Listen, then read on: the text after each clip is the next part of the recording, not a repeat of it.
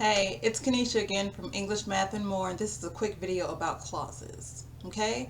I'm not going to get into the different types of clauses.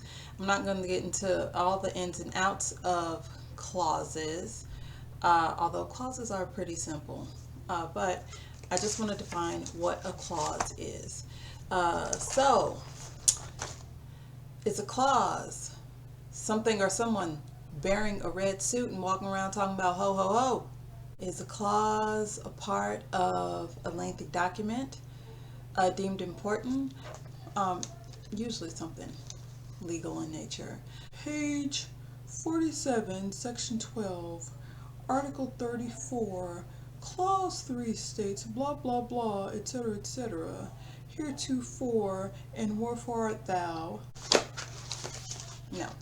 Those are not the clauses we're talking about. We are talking about grammatically relevant clauses.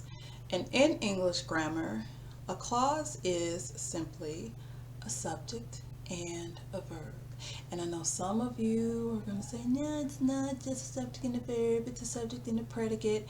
That's close. That's close. And I'll talk about that in just a second. But for those who have no idea what none of that means or what any of that means, okay, here we go. Clause is a subject and a verb. And this is my favorite clause in all of English creation because it's the shortest.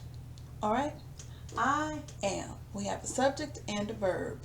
And somebody's watching this and thinking, that ain't no verb. That is not a verb. It is. It is.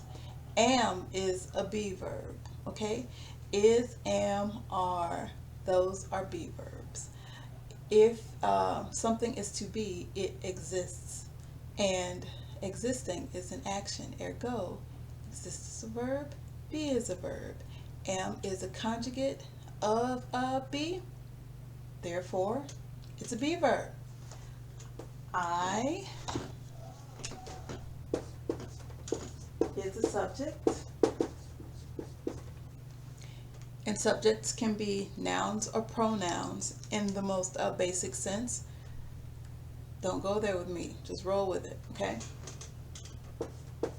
Am would be our verb.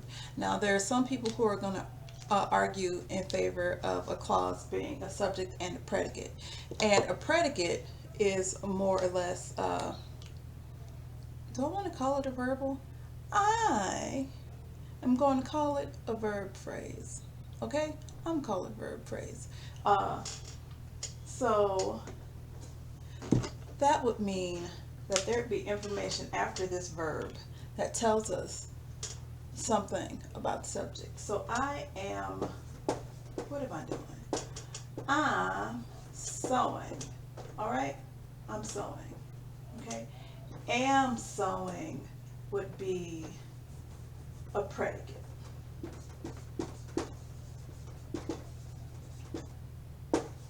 It contains a verb, but it also contains information that tells us more about what the subject may be doing.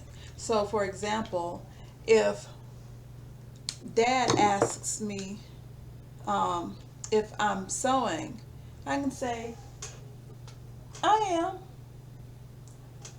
I have a subject and verb. I am. Or I can say, I am sewing. I can have a subject and a predicate. But you don't have to have a predicate to have a clause, okay? You don't have to sew. You can just be. That is enough. And aren't you enough? I'm enough. Don't you want to be enough? All right. Okay. That's it. Subject, verb. I am. I'll talk about different clauses another time, but for now, that's it. Thank you for checking out English Math and More, and I'll see you again.